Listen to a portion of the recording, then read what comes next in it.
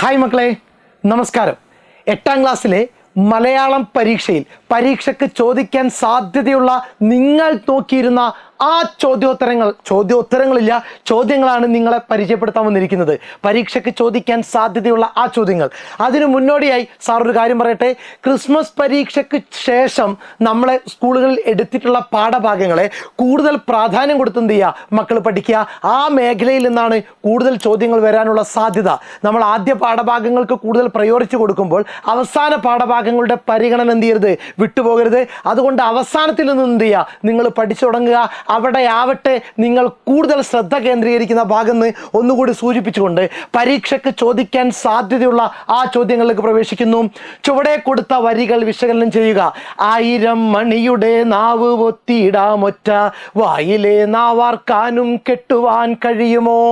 പൊങ്ങുവാൻ കഴിഞ്ഞെങ്കിൽ നിരങ്ങാം കിഴവനെ താങ്ങുമായിരുന്ന കൈ വിതുമ്പി പെരുന്തച്ഛൻ. എൻ കരം തൊറ്റാലെന്താണ് എൻ മകൻ ജയിക്കുമ്പോൾ എൻ കണ്ണിൽ ഉണ്ണിക്കോലും പുകളല്ലേ. 3 ഭാഗത്തുള്ള 3 വരികളാണ്. ഈ 3 നിന്ന് ഏത് വേണമെങ്കിലും എന്ത് ചെയ്യാം, നമുക്ക് പരീക്ഷയ്ക്ക് ചുവടെ കൊടുത്ത വരികൾ വിശകലനം ചെയ്യുക എന്ന് ചോദിക്കാൻ സാധ്യതയുണ്ട്. 3 എന്ത് ചെയ്യുക, സെറ്റാക്കിക്കൊള്ളുക. ഉത്തരം അറിയാത്തവർ ഇന്നത്തെ ലൈവ് ക്ലാസ്സിലേക്ക് എത്തിക്കൊള്ളുക. ഓക്കെ. കൃഷ്ണന്റെ വാദങ്ങൾ അവഗണിക്കാൻ കർണൻ നിരത്തുന്ന ന്യായങ്ങൾ എന്തെല്ലാം? കൃഷ്ണൻ കർണനെ എന്ത് ചെയ്യുന്നുണ്ട്, പാണ്ഡവ പക്ഷത്തേക്ക് ക്ഷണിക്കുന്നുണ്ട്. ആ സമയത്ത് അതിനെ എതിർക്കാൻ വേണ്ടിയിട്ട് അല്ലെങ്കിൽ അതിനെ അവഗണിക്കാൻ വേണ്ടിയിട്ട് കർണൻ നിരത്തുന്ന ന്യായങ്ങൾ എന്തെല്ലാം? സെറ്റാണല്ലോ. The next question. ത്വൽക്കർമ്മ മണ്ഡലം വിസ്തൃതമല്ലൊരു കൈക്കുട വട്ടമാണായിരിക്കാം, എങ്കിലും നിൻ കീർത്തി എത്താത്തതെങ്ങുവാൻ ശങ്കര ദേശിക ദേശഭാഷേ. അന്തരീക്ഷത്തിൽ സുഗന്ധം പരക്കുവാൻ എന്തിനു കസ്തൂരിയേറെയോർത്താൽ. വരികളിലെ ആശയഭംഗി കണ്ടെത്തുക. നമ്മുടെ ചെറിയൊരു പ്രദേശത്ത് സംസാരിക്കുന്ന മലയാളമാണെങ്കിലും അത് ലോകം മുഴുവൻ വ്യാപിച്ചു കിടക്കുന്നു. അതിനൊരു കാരണം കവി പറയുന്നുണ്ട്. അതുകൂടി വിശദമാക്കി കഴിഞ്ഞാൽ നമ്മുടെ ആശയം എന്ത് ചെയ്തു, കൃത്യമായി കഴിഞ്ഞു. ഉത്തരം കണ്ടെത്തുക.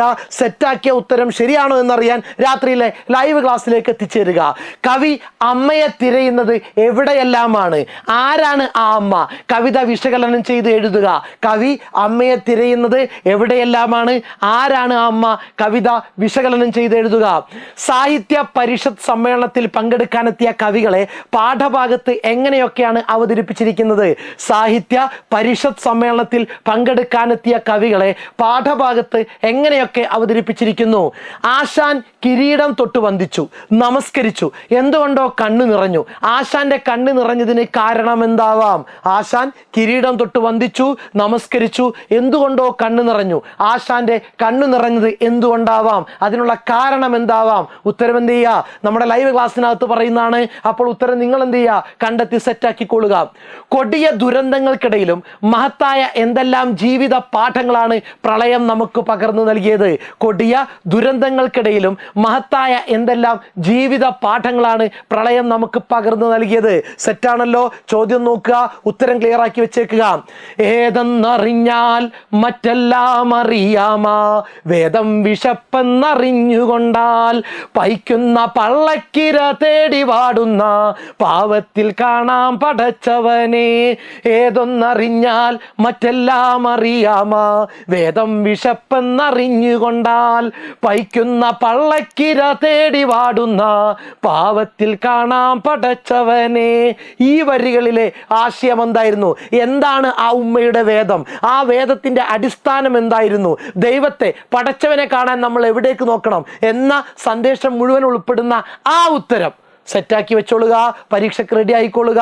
അപ്പോൾ പരീക്ഷയ്ക്ക് വരാൻ സാധ്യതയുള്ള ഇത്രയും ചോദ്യങ്ങൾ എന്ത് ചെയ്യണം, കൃത്യമായിട്ട് പഠിച്ചിട്ട് വേണം നമ്മൾ എന്ത് ചെയ്യാൻ വേണ്ടിയിട്ട്, പരീക്ഷയ്ക്ക് പോകാൻ വേണ്ടിയിട്ട്. അപ്പോൾ എന്ത് ചെയ്യാം, നമുക്ക് ലൈവിൽ ക്ലാസ് കാണാം. ഓക്കെ.